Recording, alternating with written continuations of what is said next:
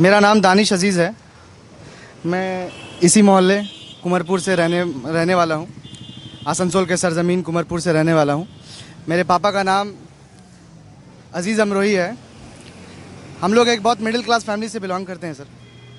और आज आसनसोल की परिस्थिति को देखते हुए मैंने जो कदम उठाया है उसको लेकर आगे बढ़ना है और आगे बढ़कर एक कामयाब जगह पे पहुंचना है। इसी उद्देश्य को लेकर आसनसोल की जनता के साथ मैं काम कर सकूं, लोगों के बीच रह सकूं, यही उद्देश्य लेकर मैं उतरा हूं सर। आप दिन में खड़े हुए हैं। जी सर। खास करके किस जगह में आपको ज़्यादा रिस्पांस मिल रहा है? माइनॉरिटीज़ इलाके, SC ST इलाके और अपर कास्ट, ये चारों कम्युनिटी के लोग जो हैं हमारे साथ जुड़े हुए हैं और उम्मीद करते हैं आने वाले दिनों में मीम एक बहुत बड़ा सितारा बनकर उभरेगी आसनसोल के सरजमीन पर। देखिए, एक सवाल है कि जहाँ पे आप खड़े हुए हैं यहाँ हेवी वेट प्रार्थी या मंत्री जी भी खड़े हुए हैं, कैसे एगेंस्ट करिएगा, लड़िएगा? देखिए सर, वो हेवी वेट तभी बने जब उनको जनता ने बनाया। वो हेवी वेट एक दिन में नहीं बन गए। आज से 10 साल पहले वो सिर्फ और सिर्फ एक कैंडिडेट के तौर पे ही उतरे थे और वो आज हेवी वेट हो गए हैं। तो कोशिश करते हैं, हेवी वेट को एक दिन में नहीं बन जाता सर। 10 दिन हो, चाहे 1 साल हो या 1 महीना हो, बनने में टाइम लगता है लेकिन हो जाता है। क्या आपको लगता है कि ऐसा कोई प्रेशर आ सकता है कि जो आपको नॉमिनेशन विड्रॉ करने के लिए बोला जाएगा? सर प्रेशर तो शुरू है सर। प्रेशर आ सकता, क्या प्रेशर आ रहा है, लेकिन प्रेशर से डरने वाले उसमें से तो हम नहीं है ना सर।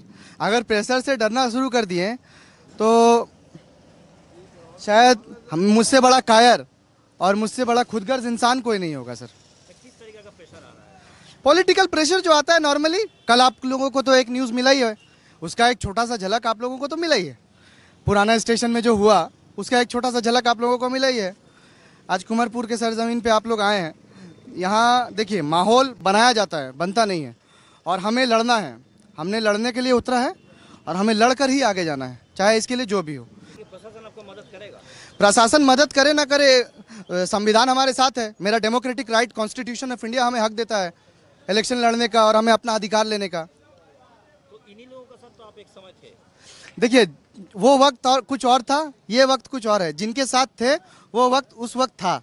आज जिनके साथ हैं और आज जिनके लिए हैं उनके लिए ज़्यादा सोचना बेहतर है।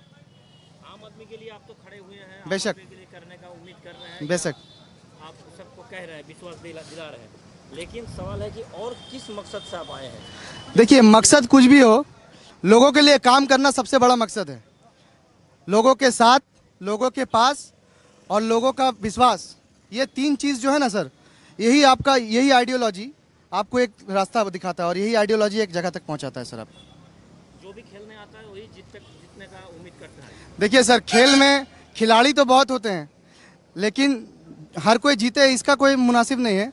लेकिन कोई कोई ना हार के भी जीतने वाले को चुनौती दे देता है। तो मेरी चुनौती जिनसे है उनको ठीक पता चल रहा है उनके पैरों के नीचे से ज़मीन सरक गया है। यह अल्टीमेटली उनको ठीक पता है कि उनके पैरों के नीचे से ज़मीन सरक गया है। माइनॉरिटीज़ बोलिए, SC बोलिए, ST बोलिए, 50% से ज़्यादा आज उनके साथ नहीं है। क्यों? क्योंकि लास्ट 10 ईयर्स में जो उन्होंने किया है, सिर्फ और सिर्फ यूज़ किया है लोगों को। तो उस यूज़ को पुरजोर विरोध करते हुए उसी आंदोलन में मैं उतरा हूँ। उन्होंने मतलब इस बार जो तृणमूल प्रार्थी खड़े हुए हैं, पता नहीं, ये आप समझिए। सांप्रदायिक जो बात है, मतलब माइनॉरिटीज जो बात है, कितने परसेंट वोट सिर्फ माइनॉरिटी से आपको मिल सकता है? देखिए, माइनॉरिटीज़ का वोट जहाँ तक बोल रहे हैं सर, आसनसोल नॉर्थ असेंबली में 281 में 1,26,667 वोटर है माइनॉरिटीज़, ओनली माइनॉरिटीज़। उस माइनॉरिटीज़ में लास्ट 2016 का जो इलेक्शन हुआ था, जो यहाँ से तृणमूल कांग्रेस के प्रार्थी जीत के आए थे, उनको 32 वार्ड में हार मिली थी और सिर्फ 6 वार्ड्स में उन्हें जीत मिली थी। तो वो जो 6 वार्ड में जो जीत मिली थी ना सर, वो टोटली माइनॉरिटी के ऊपर डिपेंडेंट था। तो 99% तक पोलिंग हो सकता है यहाँ पे। उसी उद्देश्य को लेकर मैं भी कोशिश कर रहा हूँ। अगर वो पोलिंग अगर हमारे हक में हुआ, लोग अगर हमें पसंद किए और अगर हम लोगों के लिए अच्छा काबिल तारीफ अगर उनके लिए बने, तो लोग ऑब्वियसली हमें पसंद करेंगे और लाएंगे और हम कामयाब भी होंगे। इतना तो कह सकते हैं कि कुछ ना कुछ परसेंटेज माइनॉरिटीज वोट आपका कंफर्म है। सर कुछ ना कुछ मत बोलिए सर। मीम पश्चिम बर्दवान में एक ही सीट दिया है, वो है आसनसोल नॉर्थ। और इस आसनसोल नॉर्थ में एक इतिहास रचने वाला है, ये आप लिख लीजिए। आने वाले 15 दिनों में आपको बहुत कुछ इसका रिजल्ट मिल जाएगा। आप लोग तो ग्राउंड वर्क कर ही रहे हैं। क्या है क्या नहीं आप लोगों को सब पता है, ठीक है। क्या ओवैसी साहब आ रहे हैं? बेशक आ रहे हैं। कोई डेट अभी तक पता है? अभी तक डेट तो कंफर्म नहीं हुआ है, डीएम साहब को परमिशन दी गई है। अब तक 9 अप्रैल दोपहर 2 बजे बाद नमाज जुमा आने का उनका एक्सपेक्टेशन है। देखते हैं क्या होता है। लग रहा है कि अब इफेक्ट डालिएगा। हाँ, इफेक्ट डालिएगा वोट पे। कोशिश करते हैं। इफेक्ट डालना ना डालना ऊपर वाले के हाथ में है।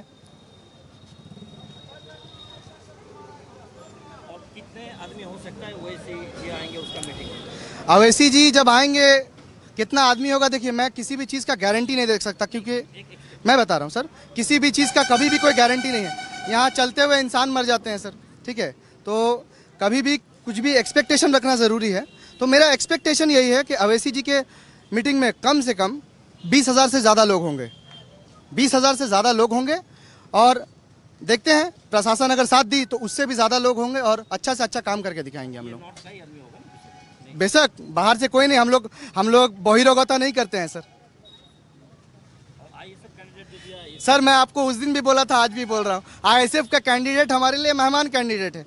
वो आए हैं, नाश्ता पानी करवा देंगे, ट्रेन का टिकट पकड़वा देंगे, चलवा देंगे उनको जमुई।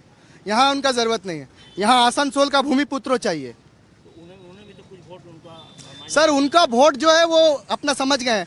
उनको अच्छा से पता है कि उनको वोट मिलेगा कि नहीं मिलेगा, ठीक है। आप उनके प्रचार से ही पता चल रहा होगा कि उनको वोट मिलेगा कि नहीं मिलेगा।